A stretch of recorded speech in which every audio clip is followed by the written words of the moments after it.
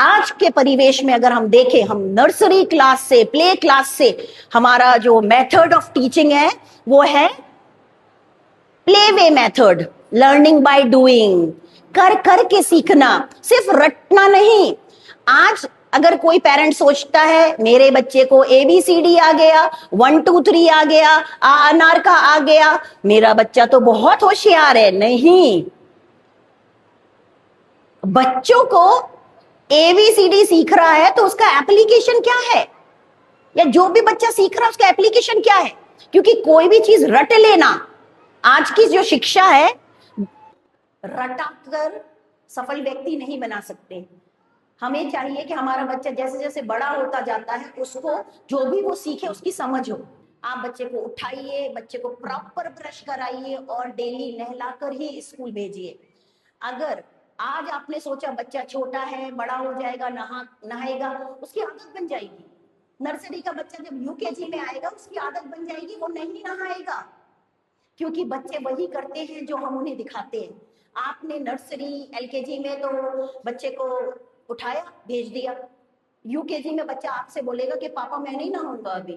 तो पहला है रूटीन फॉलो कराना, क्योंकि स्कूल में आके बच्चे फिर स्कूल में बार बार वॉशरूम जाते हैं। सेकेंड थिंग, बच्चे का स्टडी आवर सेट करना। हर एक पेरेंट को बच्चे का स्टडी आवर सेट करना चाहिए।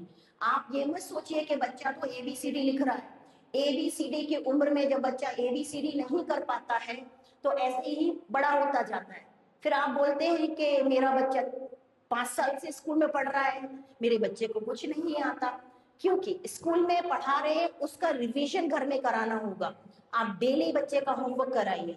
आपके बच्चे को जो होमवर्क मिलता है वो रिपीट करने वाला होमवर्क है, जो टीचर क्लास में पढ़ाती है वही आपको कराना है। सारे पेरेंट बच्चों का लर्निंग आवर सेट करिए, या मम्मी पापा दीदी जो भी पढ़ाता है, आप 4 से 5, 4 से 5:30 आप होमवर्क कराइए, साथ में आप एक्स्ट्रा भी पढ़ाइए, बहुत जरूरी है। अब इसके बाद आता है बच्चे का डाइट।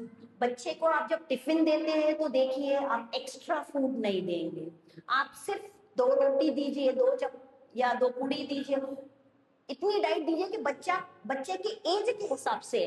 आप कई बार बच्चों को अलग अलग टाइप के फूड दे देते हैं स्कूल में, सिर्फ और सिर्फ आपको पूड़ी पराठा सब्जी, नो अचार और नमकीन नहीं, समोसा नहीं, ऐसे कोई भी चीज नहीं देनी है, मैगी बिल्कुल नहीं, ये भी ध्यान रखना है। और आपके बच्चे बढ़ते हुए बच्चे हैं, आपको उनके न्यूट्रिएंट्स का ध्यान रखना है। आप ऐसा खाना दीजिए, पराठा दे रहे हैं उसको पनीर से भरिए, भरा हुआ पराठा बनाइए, कुछ ऐसा दीजिए जिससे को बच्चे के बॉडी में कुछ मिले। आप फ्रूट ब्रेक के लिए फ्रूट दीजिए या ड्राई फ्रूट, फ्रूट सिर्फ एक, ड्राई फ्रूट 4 5 6, उससे ज्यादा नहीं, बच्चा नहीं खा पाता है। तो ये छोटी छोटी बातें आपको ध्यान रखनी है पेरेंट।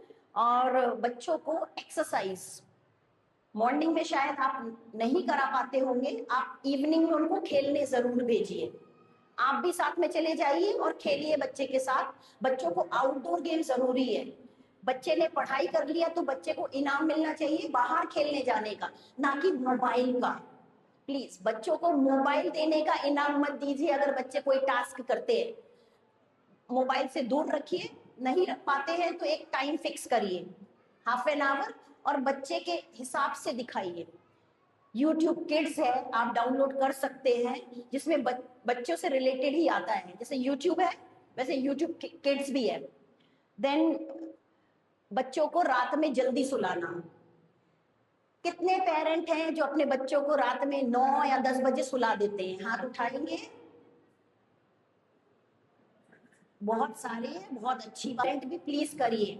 अब मम्मी बोलेंगी कि मुझे तो घर का काम होता है, मैं तो 11 बजे सोती हूँ, तो मम्मी आप बच्चे के संग सो जाइए, थोड़ी सी एक्टिंग करिए कि सो गए हैं, और फिर जब बच्चा सो जाए तो उठकर आप काम करिए घर का, हो सकता है ना। और बच्चों को कहानी कौन कौन सुनाता है सोते समय? जब बच्चा सोता है तो कहानी कौन सुनाता है? पापा लोग भी सुनाते हैं, वेरी गुड। वैसे मम्मी, बच्चा आपके पास ही सोता है क्योंकि बच्चे आपके छोटे हैं ना, तो मुझे पता है कि मम्मी से ज्यादा लगाव है उनका। तो मम्मी प्लीज, और पापा आए हैं तो मम्मी को बोलिए, और पापा मम्मी आए हैं तो सुन ही रहे हैं, आपको बच्चे को एक अच्छी सी कहानी सुनाना है, कहानी सुनाकर सुलाइए, क्योंकि आप जो बच्चे से बोलना चाहते हैं आप कहानी के माध्यम से बोलिए। जैसे आप चाहते हैं कि आपका बच्चा सबको सबको ग्रीट करे, नमस्ते करे, आपके घर में कोई आता है, आप एक कोई गोलू मोलू की कहानी सुना दीजिए। ये गोलू था, वो उसके घर में कोई भी आता था तो वो नमस्ते नहीं करता था। मोनू था, उसके घर में कोई भी आता था वो सबको नमस्ते करता था। ऐसे करके कोई भी एक कहानी बना दो ना। आप जो बच्चों को सिखाना चाहते हैं आप कहानी से सिखाइए, और मैं आपको बोल रही हूँ बच्चा सीखेगा।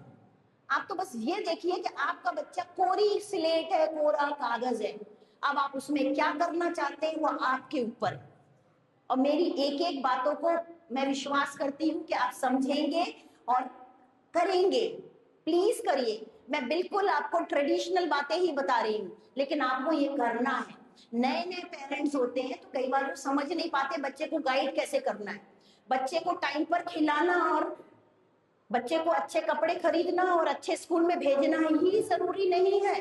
उसके अलावा बच्चों को संस्कार सिखाना स्कूल में जितना होगा हम कर रहे हैं, लेकिन घर में जाकर भी पेरेंट का साथ चाहिए, जिससे कि एक प्रॉपर डेवलपमेंट हो सके बच्चे का।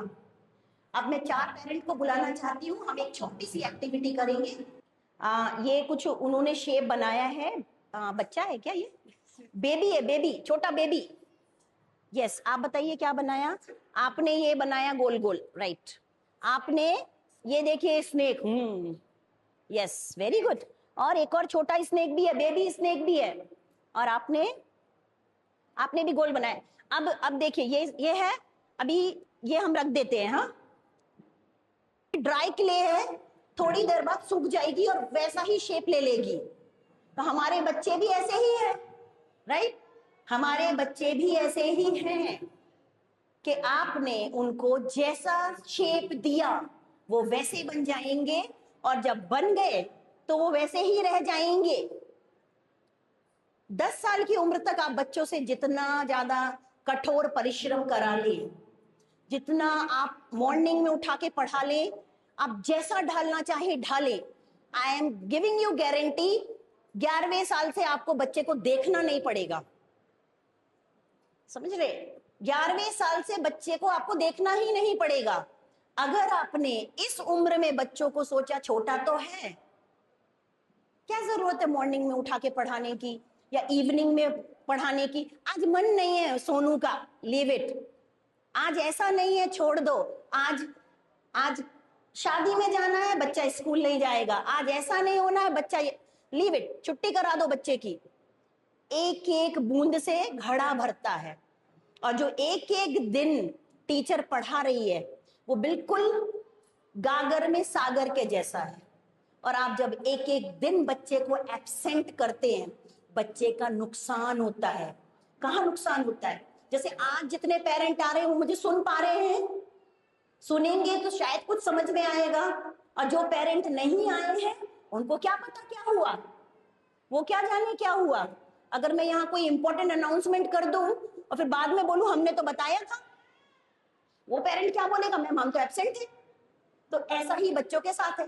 जब टीचर पढ़ाती है, बच्चा एब्सेंट रहता है, तो बाद में क्या होता है? बच्चा सिर्फ लिखता है क्योंकि टीचर होमवर्क लिख देती है और बच्चा रिपीट कर लेता है। लेकिन जो क्लास में टीचर ने कैसे पढ़ाया, क्या एक्टिविटी करके पढ़ाया, क्या